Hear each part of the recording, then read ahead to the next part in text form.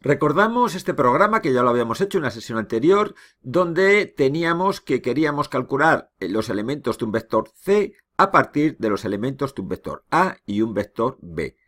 Como la longitud del vector, es decir, el número de elementos del vector era entre 1 y n, pues esto lo podíamos hacer con un bucle que está expresado en las sentencias 6, 7 y 8, donde el for igual a 1 hasta n lo único que hace es plasmar esta situación, esta variación de i.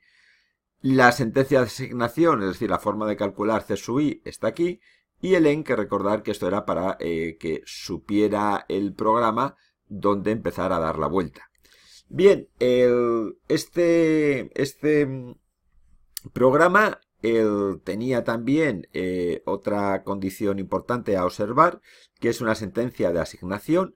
Y si es una sentencia de asignación, esto lo que quiere decir es que tenemos que conocer, antes de hacer esta operación, los elementos de A, tenemos que conocer los elementos de B y tenemos que conocer el valor n. Y no sería necesario porque ahí conocemos que varía entre 1 y n. Bien, ¿y esto cómo lo hacemos? Pues conocemos el valor de A través de esta sentencia, el de B hasta esta sentencia y la longitud n a partir, por ejemplo, de la longitud de A. Esto planteaba un problema que lo habíamos visto también cuando resolvimos esta situación, que es el siguiente. Imaginemos que damos un vector A que tiene, en este caso, 5 elementos. Y vamos a dar un vector B, por ejemplo, que tiene 2 elementos. Vamos a ejecutar el programa a ver qué pasa. Le decimos return y observar que nos va a dar un error. Ese error que nos da, lo tenemos aquí. Y lo que nos está diciendo es que hay un índice que va a exceder la dimensión de la matriz. ¿Esto por qué es? Observar que aquí está intentando sumar el elemento A sub 1 con B sub 1 y así sucesivamente. ¿Cuántos elementos tiene A? Los elementos que tiene A los podemos ver aquí, en esta ventana, donde tiene 5 elementos y B2. ¿Qué ocurre? Nos sumará el elemento 1 de A con el 1 de B y así sucesivamente, pero cuando llega al elemento número 3 del vector A y lo intenta sumar al número 3 del vector B, ¿qué ocurre? Que da un error. ¿Por qué? Porque B no tiene 3 elementos.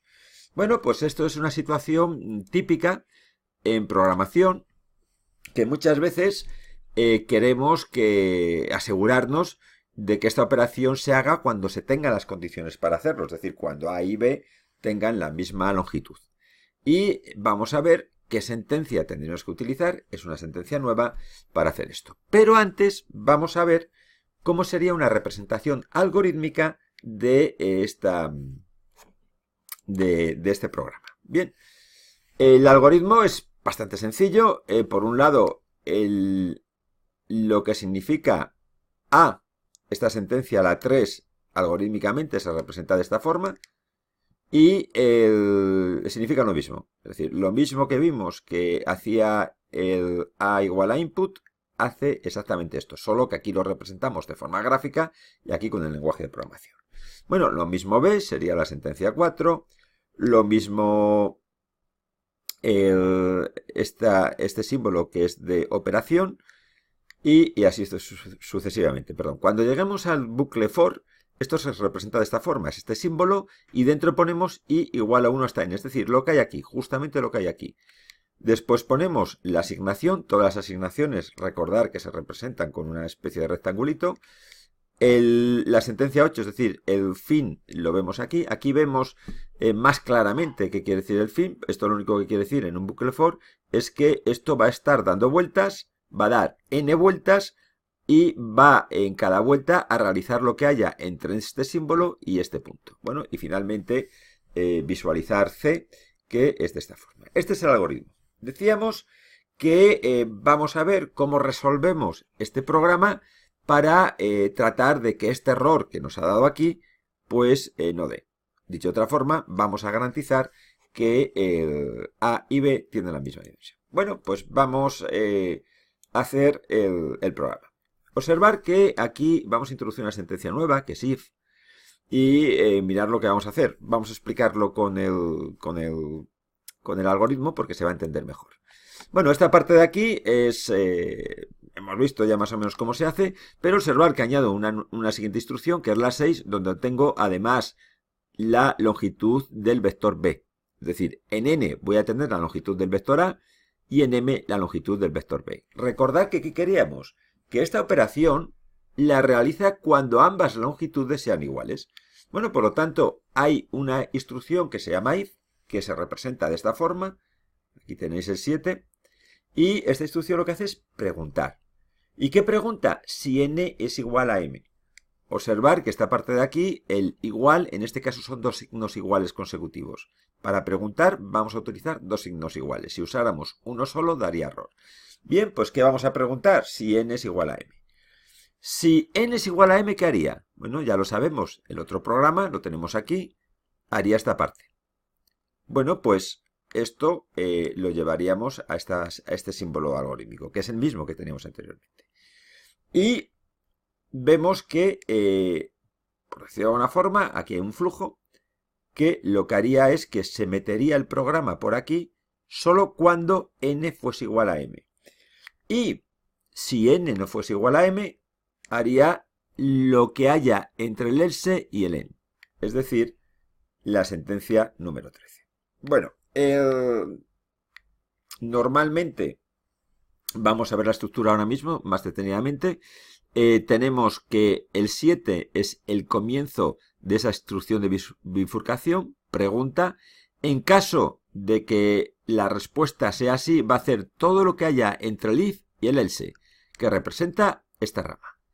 Y en caso de que esto que hay aquí dentro, la respuesta sea no, va a hacer todo lo que haya entre el else y el en, es decir, esta rama.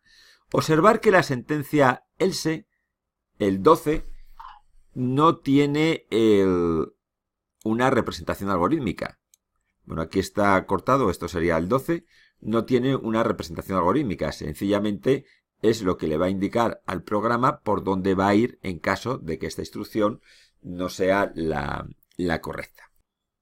Vamos a ejecutar este programa y tenemos aquí este programa y vamos a ver qué ocurre. Ejecutamos el programa, le vamos a dar el caso anterior, vamos a darle a un vector con 5 elementos y 1, 2, 3, 4, 5, sí, y vamos a dar a b un vector con, pues por ejemplo, 2 elementos, el 3 y el 4. Y vamos a ver qué ocurre ahora. Le ejecuto return y me dice que, bueno, no ha hecho el programa porque los vectores deben tener la misma longitud. Es decir, observar que el programa ha venido por aquí, como n no es igual a m, observar que n vale 5, m vale 2, pues en este caso se ha ido por esta rama y se acabó el programa. Si yo vuelvo a ejecutar el programa, ahora voy a poner dos vectores con la misma dimensión, este 4, en este caso con 4 elementos, y a ver qué ocurre.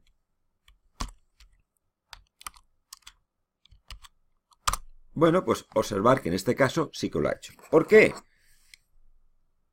N y M valen lo mismo, por lo tanto el programa se habrá metido por aquí y habrá hecho esta instrucción.